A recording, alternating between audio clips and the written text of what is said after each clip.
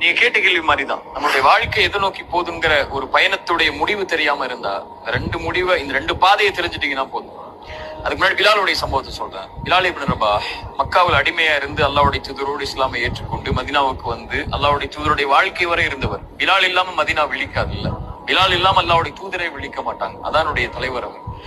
பிலால் அல்லாஹ்வுடைய தூதரோடு பயணித்தவங்க. அல்லாஹ்வுடைய தூதருடைய மரணம் அவருடைய வாழ்க்கையில மிகப்பெரிய இருளை கொண்டு வரும். அவருடைய வாழ்க்கையில மகிழ்ச்சியை மறந்தார, கவலை முழுக்க நிரம்புது.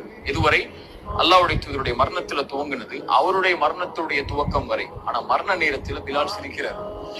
மனைவி கேட்டாங்க, எவ்வளவு நாள் கவலையா இருந்தீங்க அல்லாஹ்வுடைய தூதருடைய மரணத்துக்கு பிறகு, இப்ப சிரிக்கிறீங்க ஏன்னு சொல்லி. பிலால் சொன்னாங்க, நான் நாளைக்கு போய் அல்லாஹ்வுடைய தூதரையும் அவங்களுடைய தோழர்களையும் சந்திக்க போறேன். எனக்கு என்ன கவலை இன்னைக்கு இதுக்கு மேல் சொல்லி அவருடைய இலக்கை அவர் முடிவு செய்து வாழ்க்கையில போயிட்டு இருந்திருக்கிறார். நாளைக்கு மறுமையில ரெண்டு நிகழ்வு நடக்க போகுது.